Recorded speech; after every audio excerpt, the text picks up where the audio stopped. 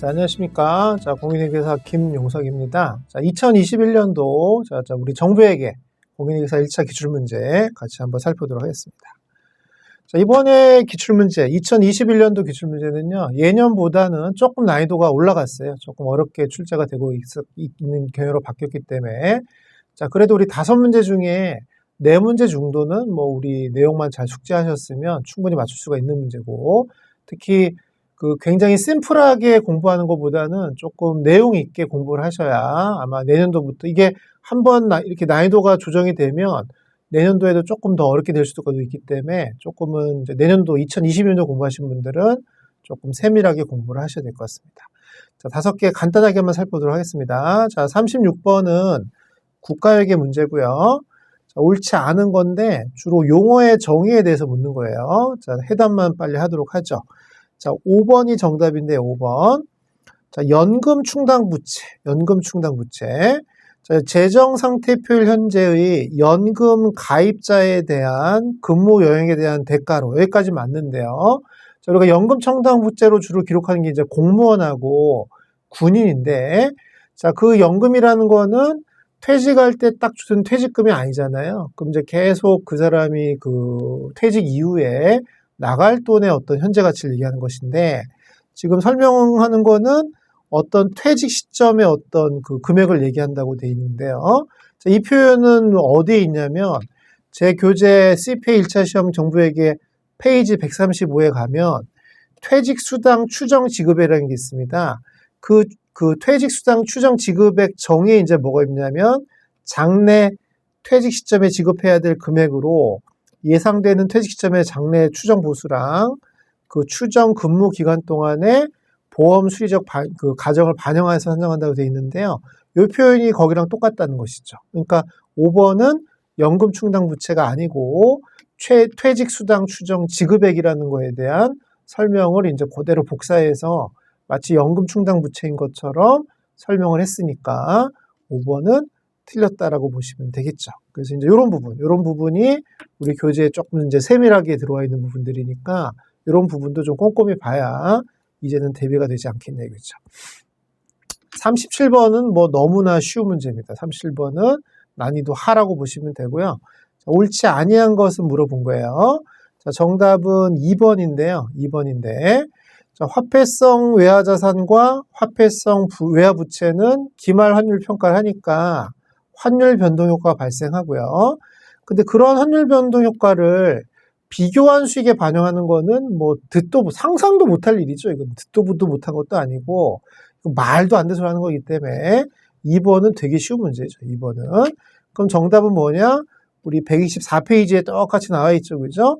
자, 이러한 환율 변동 효과는 외화평가 손실이나 외화평가 이익의 과목으로 해서 재정운영 순원가 중에서도 주로 이제 비배분 수익이나 비배분 비용으로 가는 거지, 재정운영 순원가 바로 밑에 있는 비교환 수익으로 가는 건 아니겠죠. 그죠? 그래서 요 2번은, 이번에 37번은 너무나도 또 쉬운 문제였다. 이거는 그냥 거저 먹는 문제다라고 보시면 되고. 38번은 이제 지방 회계에 관련된 문제인데요. 마찬가지로 옳지 않는 것은, 그래도 옳은 것을 묻는 것보다는 옳지 않은 것을 묻는 게 조금 쉬운 문제라고 했죠. 이것도 굉장히 쉬운 문제인 게 2번이죠. 2번이 이 날짜가, 우리가 외우라고 한 날짜가 잘못 표현되고 있기 때문에 그것만 잘 외우시면 맞출 수 있는 거죠.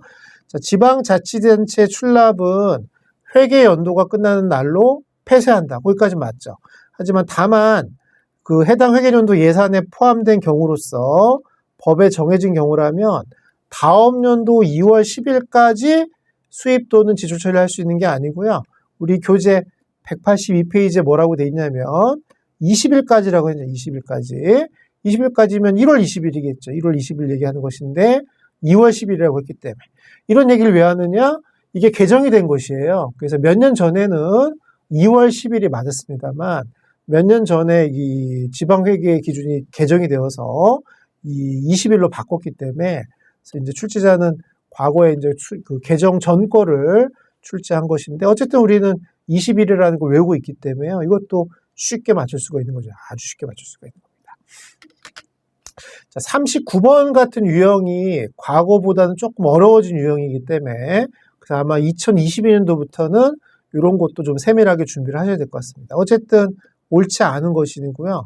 취득원가에 대한 설명 중에 얘기를 하는 겁니다. 그래서 우리 그 국가회계 기준에 관한 규칙보다는 조금 더 디테일한 그 세부 항목에 대한 어떤 지침서의 내용을 낸 거예요. 그래서 정답은 어쨌든 5번이니까 정답만 설명하도록 하죠.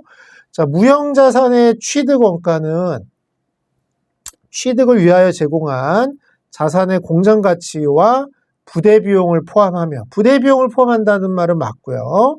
자, 무형자산을 취득하는 기간 동안 발생한 금융비용을 취득 부대비용에 포함시킬 수 있다 이렇게 돼 있는데, 자, 우리 국제회계 기준 같은 경우는 유형자산이나 무형자산을 건설하는 기간 동안에 발생한 금융비용은 자본화가 가능하죠. 하지만 우리 정부에게는 그게 안 된다는 겁니다. 우리 122페이지에 뭐라고 되어 있냐면 무형자산은 개발원가나 매입 가액에다가 부대비용을 취득원가로 해서 평가한다라고 되어 있고 더 이상은 말이 없어요. 일단 회계 기준에서는.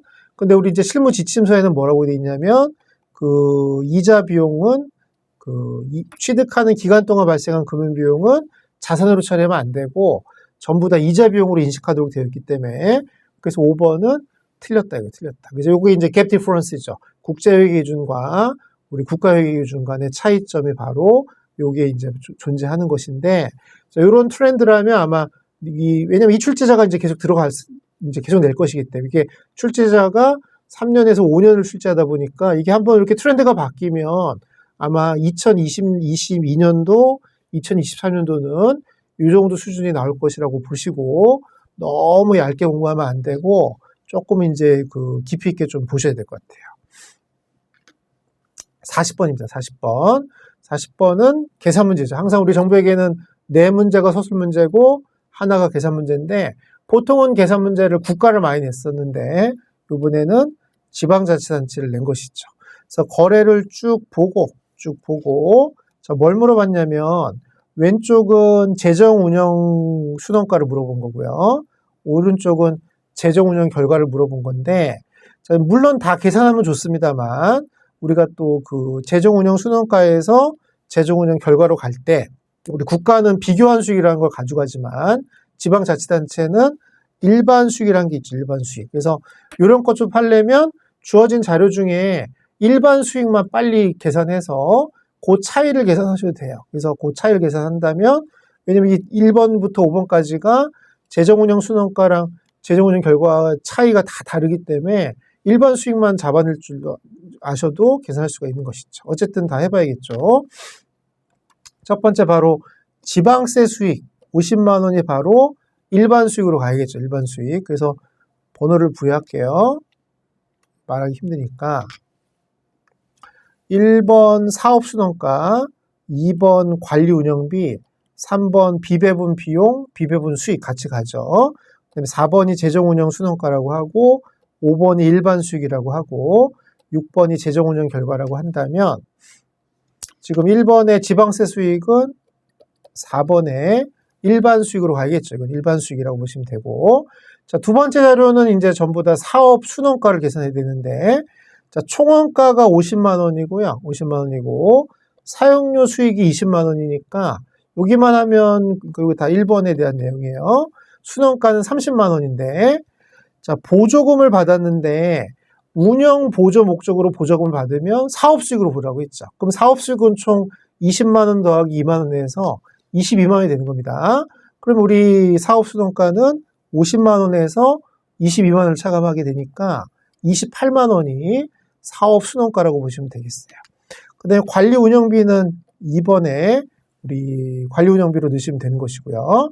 자, 그 다음에 자산 처분 손실과 이자 비용은 비배분 비용이라고 할 수 있잖아요. 그죠? 그래서 그 자산 처분 손실하고 이자 비용 합친다면 비배분 비용은 6만 원이 됩니다. 6만 원. 자, 주의할 점은 그 밑에 자, 비화폐성 외화자산인데요. 자, 수업 시간에 강조해드렸죠. 국가는 비화폐성 외화자산의 그 환율 변동 같은 경우도 우리 그 공정가치로 평가하는 비화폐성 항목이라면 반영을 합니다만 우리 지방자치단체 같은 경우는 비화폐성은 전혀 반영을 하지 않거든요. 자, 그러면 취득원가가 2만 원이고 기말환율 3만 원 적용했다고 하더라도 10,000원만큼은 반영을 아예 안 해요. 그러니까 이거 자체는 아예 지방자치단체회계에서는 아예 고려 대상이 아니라고 보시면 되고요. 자, 그 다음에 주식회사 대안은 지방자치단체 A에게 현금으로 4만 원을 기부하였고요. 기부금은 특정 사업 용도로 지정되지 않았기 때문에 그럼 이것도 대표적인 비교한 수익이니까 얘도 일반 수익으로 가져야겠죠. 얘도. 그 다음에 마지막으로 관리 전환. 자, 관리 전환으로 인한 순자산의 증가, 순자산의 감소는 그 재정운영표에는 보고하지 않고 우리 순자산 변동표로 가도록 되어 있기 때문에 이것도 아예 고려 대상이 아니라는 것이죠. 자, 그래서 4번만 고려해도, 일반 수익만 고려해도 54만 원이 됩니다. 54만 원. 54만 원 일반 수익이고요. 아까 1번, 2번, 3번을 다 고려한다면 재정운영 순원가도 54만 원이에요. 그래서 둘이 같기 때문에 재정운영 결과는 제로가 되어서 정답은 1번이다. 1번이다 보시면 되고 해놨죠. 지방자치단체는 비화폐성은 아예 기말환율 평가 자체를 안 하고요. 관리 전환으로 인한 순자산이 늘었다든가 순자산이 줄었다고 하는 거는 순자산 변동표에 보고할 일이지 재정운영표에는 보고하는 것이 아니다. 그래서 이 40번은 우리 지방자치단체와 관련된 계산 문제라고 보시면 되겠습니다. 그래서 그 5문제 중에 4문제 정도는 충분히 맞출 수 있게끔 출제는 됐는데 문제는 그 문구라든가 표현 자체가 제가 볼 때는 지난 3년 동안 정부회계가 굉장히 쉬웠거든요. 그 굉장히 쉬운 분이 들어갔다고 제가 알고 있어요. 그러니까 쉽게 내는 분이 들어갔다고 알고 있기 때문에 그래서 그분은 쉽게 냈는데 지금 제가 볼 때 2021년도에 조금 이렇게 변경이 스타일이 바뀐 것 자체가 출제자의 변경이 생긴 것이고 그럼 요 추세 3년 갑니다. 제가 볼 때. 그럼 22년도랑 23년도는 그 옛날처럼 쉽게 가져간다 이렇게 생각하지 말고 조금은 진중하게 공부를 하시면 되겠습니다. 어쨌든 우리 CPA 1차 정부회계를 가지고 공부를 하신 분들은 당연히 5개 다 맞출 수도 있는 것이고요. 또 뭐 하나 실수했다 하더라도 4문제 정도는 충분히 맞출 수 있는 그런 스타일의 문제였다고 보시면 되겠습니다. 자, 여기까지 해서 2021년도 우리 정부회계 공인회계사 1차 문제 풀이를 마치도록 하겠습니다. 여러분들 수고 많으셨습니다. 유료 동영상 강의는 공인회계사 전문 교육기관인 KG에듀원 미래경영 아카데미에서 수강 가능합니다.